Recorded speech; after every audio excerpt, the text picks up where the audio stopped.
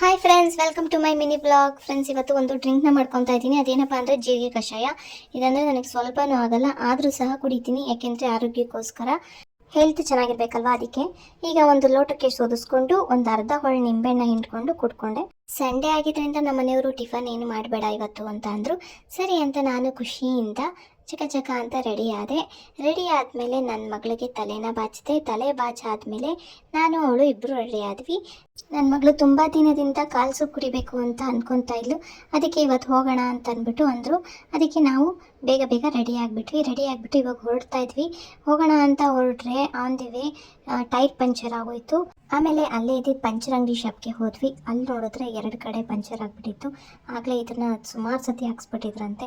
ಅದಕ್ಕೆ stepney tyre ಇತ್ತಲ್ಲ, ಅದನ್ನು ತೆಗೆದುಬಿಟ್ಟು ಹಾಕಿದ್ರು. ಹಾಕಾದ್ಮೇಲೆ ನಾವು ಮತ್ತೆ ಇವಾಗ ಹೊರಟ್ವಿ. ನಾವು ಹೋಗಿದ್ದು ರಾಜಣ್ಣ ಮಿಲ್ಟ್ರಿ ಹೋಟೆಲ್ಗೆ. ಇಲ್ಲಿ ತುಂಬ ಚೆನ್ನಾಗಿರುತ್ತೆ ನಾನ್ ವೆಜ್ಜು. ಅದಕ್ಕೋಸ್ಕರ ನಾವಿಲ್ಲೇ ಬಂದ್ವಿ. ನಾವಿಲ್ಲಿ ಸಾಮಾನ್ಯವಾಗಿ ಬರೋದೇನಕ್ಕೆ ಅಂತಂದರೆ ಕಾಲು ಸೊಪ್ಪು ಕುಡಿಯೋದಕ್ಕೋಸ್ಕರ. ಅಲ್ಲೆಲ್ಲ ಮೆನ್ಯೂ ನೋಡಿದೆ. ಬಟ್ ನಾವು ತೊಗೊಂಡಿದ್ದು ಒಂದು ಮಲ್ಲಿಗೆ ಇಡ್ಲಿ, ದೋಸೆ, ಕಾಲು ಸೊಪ್ಪು ಇಷ್ಟನ್ನು ಮಾತ್ರ ತೊಗೊಂಡ್ವಿ.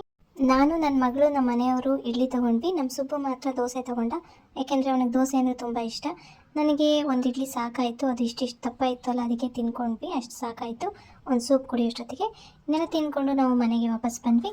ಇದಾಗಿತ್ತು ಇವತ್ತಿನ ಮಿನಿ ಬ್ಲಾಗ್ ಅಂತ ಹೇಳ್ತಾ ನಾನು ನೆಕ್ಸ್ಟ್ ಬ್ಲಾಗ್ನಲ್ಲಿ ಸಿಗ್ತೀನಿ. ಬಾಯ್.